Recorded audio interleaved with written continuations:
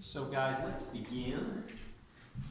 So we'll start with a two-parter, and then we'll see how we're going. We'll probably do Z-scores as well, because I think all the stuff we're doing today, definitely what we've done today, you've done before, it's easy.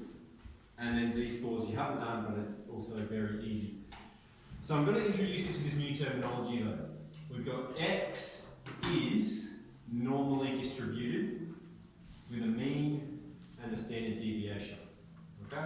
So if we're told this information, what you might be told something like this: X is some variable, it's normally distributed with a mean of 10 and a standard deviation of 2.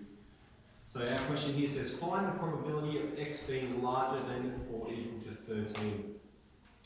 So the process I showed you yesterday was in menu. We would go into statistics, distribution, normal, NCD. Alright, and we put in our lower, upper, standard deviation and mean. Okay? So that's one way to do it. The other way is very similar, and I find this a little bit faster, and that's why I tend to do this procedure, particularly when you're writing it down.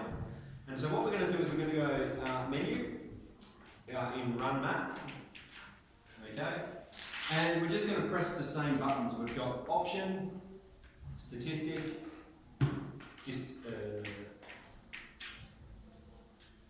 okay. Why don't we do that? Option, statistic. Yep. Maybe this calculator doesn't do it. Or get standard deviation of decent variables. Yes, I think main calculator and yeah, so yep, so distribution. So these are the instructions here. So you press stat, press distribution, press normal, and press NCD, and it's going to pop up with an NCD, a bracket, and that's what it should start with. Okay? And we just put the information in like this. The lower boundary. Alright, so here we're talking about it. Now, if it helps, this is the number one tip, if it helps, draw a distribution. And here it says the probability of X being more than 13. Well, here's 13 because the mean is 10, so the mean's there. And so they're saying that's what they want you to calculate, X being more than 13. So your lower boundary is 13, your upper boundary is infinity, your standard deviation is 2, and your mean is 10. Alright, and that's what you put in. Now the comma button is located right underneath the cos button, because that's where it goes.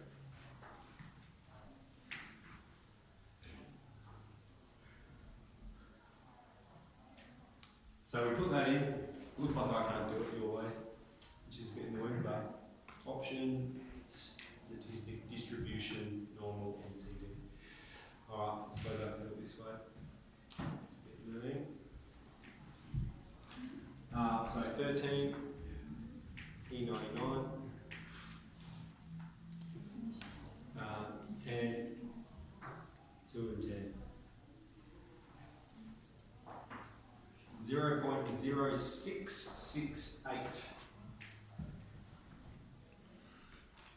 Okay, so you can use either of those processes, but I've just said this one I find it a tad bit faster, because when you're writing it out, it's just one line of stuff as opposed to writing lower or writing L and then the number of it, U and then the number of it. Here you're just listing them, and then you've got a clear answer. So it's showing me your syntax and it's showing me your answer.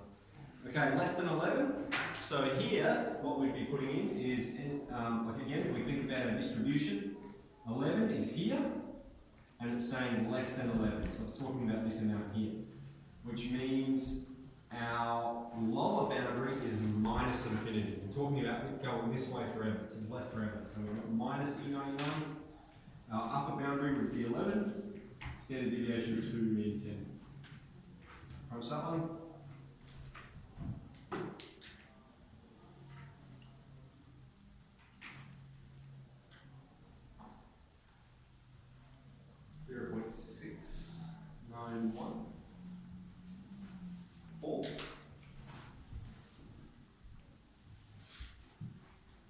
Okay, and then the last one, between 8 and 11, we're going to go NCD. The lower boundary is 8, the upper boundary standard deviation to the mean.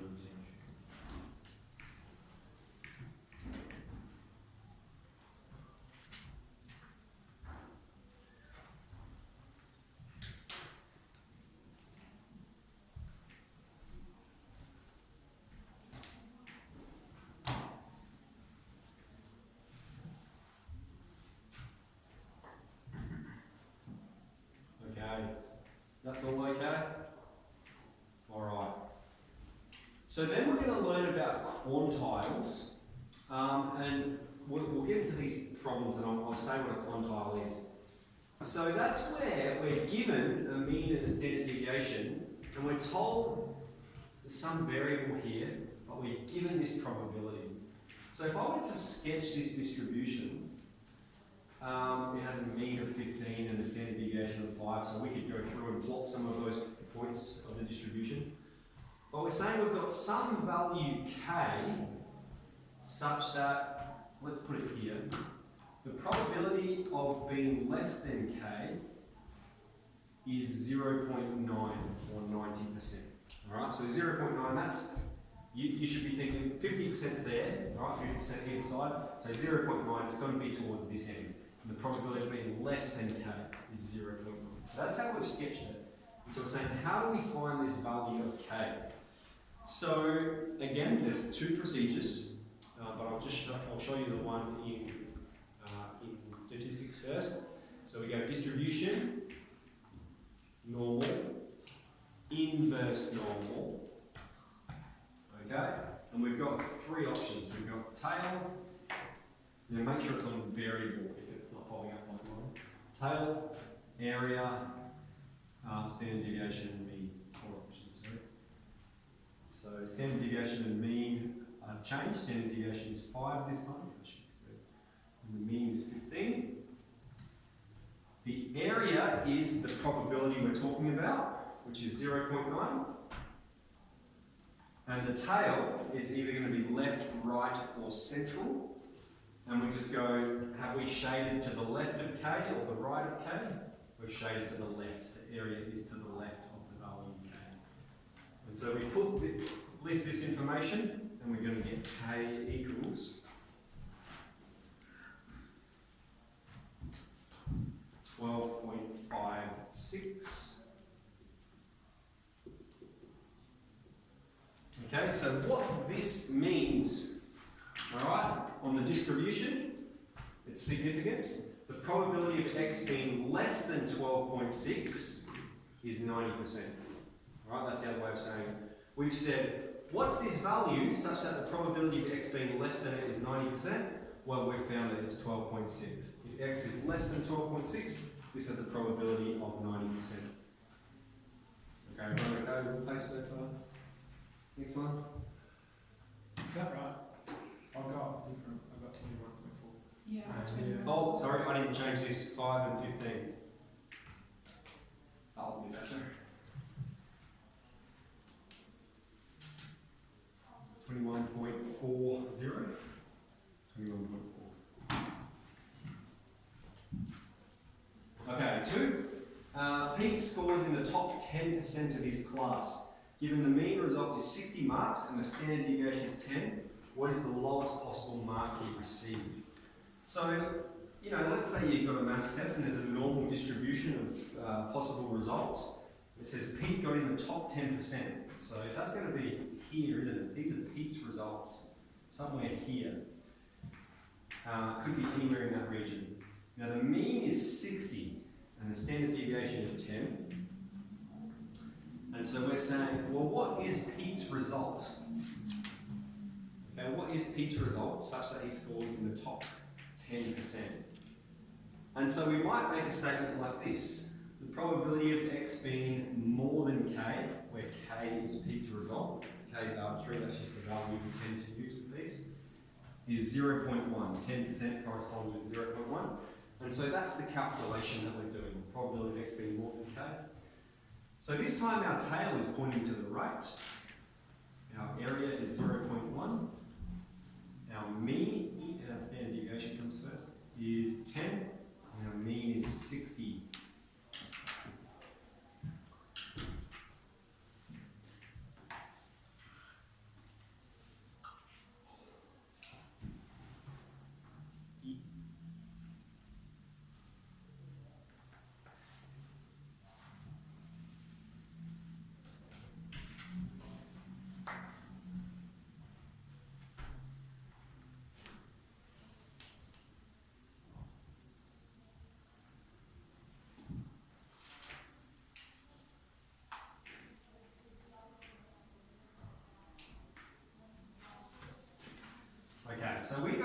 answer is 72.8. That's the three significant figures. Now, with some of these questions, we've got to think about the context, all right? So if we've got marks here, marks for a test, you know, you might get half a mark, but it seems quite unlikely that you get 0.8 of a mark or somehow have 8/10 of a mark. So we should round that to 73. And so to answer in the context of the question, you might say the lowest possible mark that Pete could get is 73 marks. He got somewhere between 73 marks and whatever the highest mark is. He got in the top 10%. We're not told what part of the top 10%, just somewhere in that region. The question is, what's the lowest it could be? Well, the lowest end of the top 10% is this value here, 73 marks. So we know he got at least 73 marks. Okay, so now I've shown you that procedure there. Now you can actually do that on your calculator in RunMat as well. It follows the same procedure. So in RunMat, you go in statistics, distribution, normal, but then rather than pressing NCD, you're pressing inverse normal. Alright, and you're putting the information in like this, tail, area, standard deviation, and mean. Now the way you indicate the tail as being left or right is with a negative or positive. Alright, so you put negative there, the area, well let's put it in for this one actually. So the tail is to the right, so we've got positive, the area is 0.1, standard deviation would be 10, and mean is 60. Alright, so if you put that in your RunMat, that'll generate the same answer. Another way of doing it, whichever you prefer. There is no one that's better than the other. I tend to find this is faster when you're doing normal calculations. When it comes to inverse normal, it can be a bit reassuring to have it ask you the questions and you just press the buttons. So you may prefer this procedure. Either's fine. So what are we up to today? Well, got some exciting booklets. Yeah, you can pick the read. What was the summary?